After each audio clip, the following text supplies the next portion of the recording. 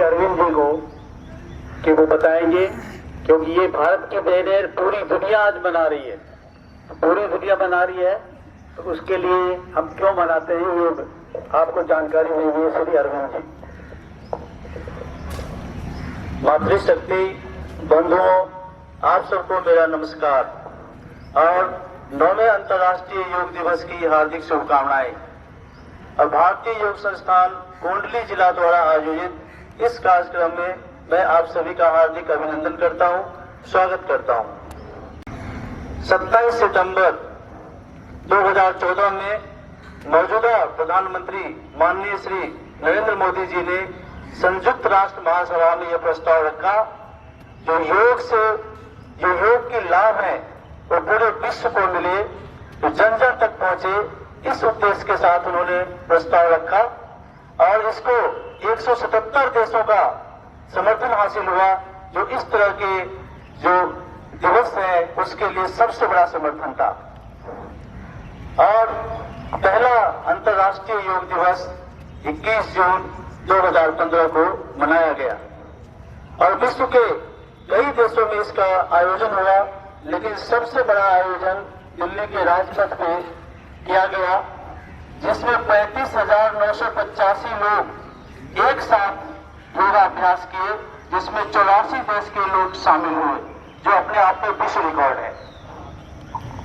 योग भारतीय संस्कृति की देन है, यहाँ के ऋषि मनुष्यों की खोज है और हमें गर्व होना चाहिए, हम उस धरती पर पैदा हुए हैं जहाँ योग रूपी अमृत का खोज किया गया। आइए ये जानने की कोशिश करते हैं तो आखिर योग है क्या। बहुत सारे लोग ये मानते हैं कि सिर्फ आसन और प्राणायाम ही योग है, लेकिन ऐसा नहीं है। योग एक पूरा पैकेज है, एक सफल जिंदगी जीने का एक पूरा पैकेज है, जीवन जीने की कला है। महर्षि पतंजलि ने योग को आसान शब्दों में सरल भाषा में समझने के लिए इसे 8 भागों में बांटा। यम, नियम, आसन, प्राणायाम, प्रत्याहार, धारणा, ध्यान और समाधि। ये पूरा एक पैकेज है। आज के समय में लोगों को यही पता नहीं है हमें क्या करना चाहिए, नहीं करना चाहिए। लोग लाखों रुपए खर्चे करके बहुत बड़े लाइफ कोच के पास जाते हैं, वहां भी समाधान नहीं मिलता है, लेकिन ये सारा समाधान योग के अंदर है। आपको क्या करना है, क्या नहीं करना है, आपका लक्ष्य चाहे कुछ भी हो, चाहे ईश्वर प्राप्ति का लक्ष्य हो, चाहे आपका व्यापार में सफलता का लक्ष्य हो, चाहे व्यक्तिगत जीवन में सफलता का लक्ष्य हो, योग सभी चीज में मददगार साबित होता है। हर बार योग के लिए अंतर्राष्ट्रीय योग दिवस के लिए थीम दिया जाता है, जैसे लास्ट ईयर था योगा फॉर ह्यूमैनिटी और इस बार है योगा फॉर वसुधैव कुटुंबकम। भारतीय संस्कृति के एक महान मानवतावादी देन वसुधैव कुटुंबकम, जिसका अर्थ होता है पूरा विश्व एक परिवार। पूरा विश्व एक परिवार का मतलब इस जगत में, इस विश्व में रहने वाले सारे व्यक्ति एक दूसरे को एक परिवार के समान माने और उसके हिसाब से चले। यानी किसी के सुख दुख में, अगर किसी का सुख दुख हो तो उसमें शामिल हो। और आज विश्व के सामने जो सबसे बड़ी समस्या है स्वास्थ्य का समस्या है।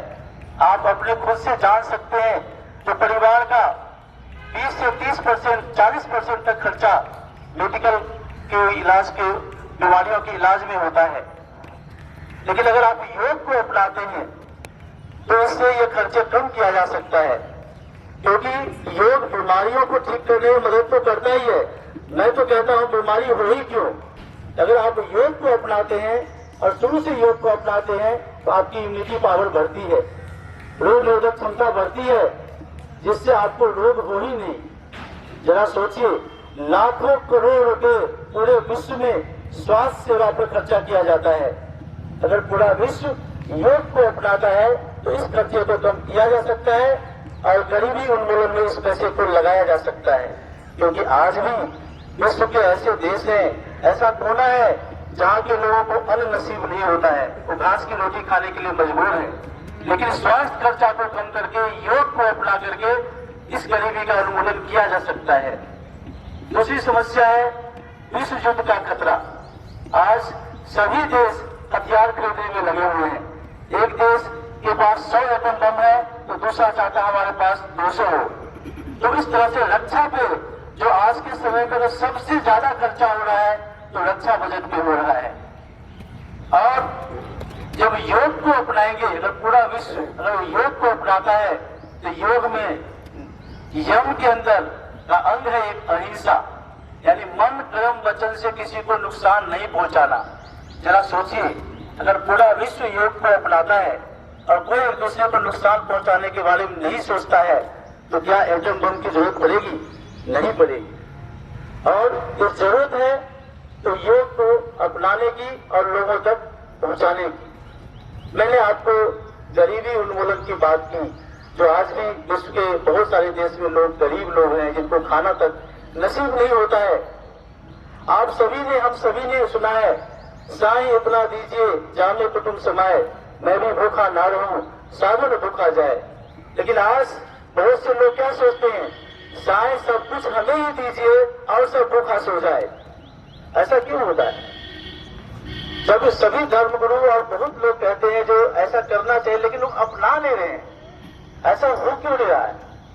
क्योंकि एक बार सुनने से लोगों की मन में परिवर्तन नहीं हो सकता है, हृदय परिवर्तन नहीं हो सकता है।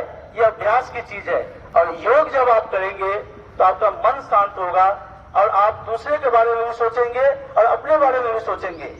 तो भगवान जवाब में उनको ये कहा, तो ठीक है, तुम्हें सब कुछ तुम्हें ही चाहिए तो बड़ी बड़ी बीमारियां भी तुम ही ले लो। तुम्हारे सामने गुलाब जामुन रखा रहेगा लेकिन तुम खा नहीं सकते क्योंकि तुम्हारे को डायबिटीज है। यहाँ तक कि एक तिनका भी इस धरती से अपने साथ नहीं ले जा सकते, तो इतना धन इकट्ठा करने की जरूरत क्या है? लेकिन लोग इसको मानते क्यों नहीं है? क्योंकि इसकी कोई पढ़ाई नहीं है, कोई स्कूल कॉलेज यूनिवर्सिटी में कोई पढ़ाई नहीं है इसकी जो लोगों का हृदय परिवर्तन कर सके। लेकिन जब वो योग को अपनाएंगे, यम नियम का पालन करेंगे और जब वो प्रत्याहार, प्राणायाम और ध्यान धारणा की जब वो करेंगे तो उसमें उनकी मन शांत होगा और उनको समाज सेवा की भावना जागृत होगी। कहते हैं एक साधारण पुरुष और एक महापुरुष में सिर्फ सोच का अंतर होता है।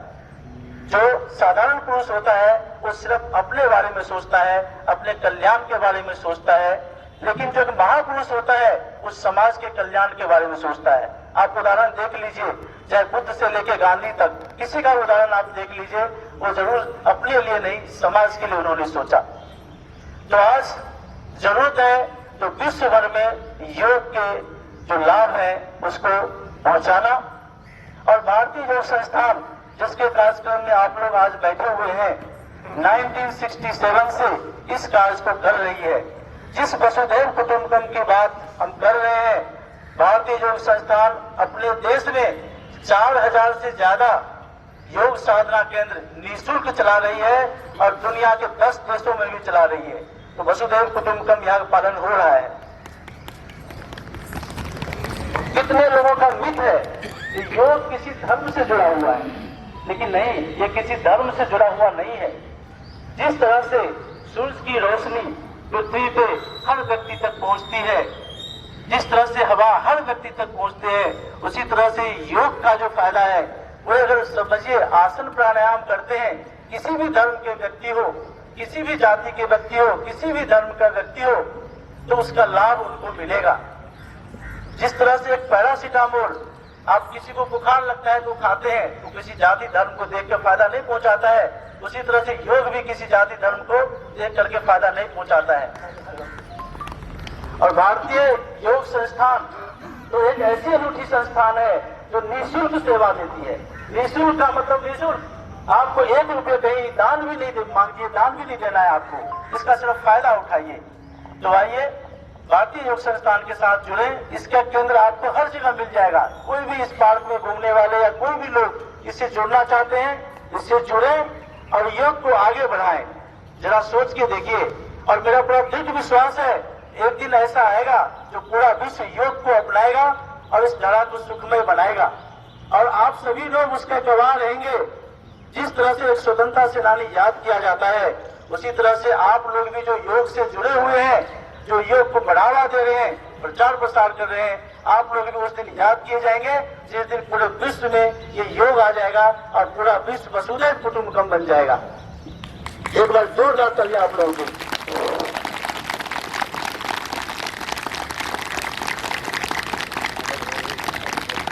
भारतीय योग संस्थान योग के प्रचार प्रसार के लिए योग मंजरी निकालती है। इसमें आपको योग के बारे में पूरी जानकारी होती है, जिसका सिर्फ 100 रुपये कॉस्ट है। इसमें 4 देती है वो। आप सभी लोग इसका हिस्सा बन सकते हैं, योग के बारे में जानकारी ले सकती हैं। और अंत में मैं आप लोगों से प्रार्थना करूंगा, जो आप लोग खुद योग से जोड़िए, परिवार को जोड़िए, समाज को जोड़िए, जिससे एक देश अच्छा बनेगा और एक विश्व अच्छा बनेगा। अंत में कहूंगा, इस धरा को सुखमय बनाएं। आओ इस धरा को सुखमय बनाएं। चलो चलें योग अपनाएं, चलो चलें योग अपनाएं। धन्यवाद। धन्यवाद अरविंद जी, आपने अंतर्राष्ट्रीय योग दिवस और भारतीय योग संस्थान की बहुत ही खुले ढंग से और अच्छे ढंग से बताया। आपका बहुत बहुत धन्यवाद। अब एक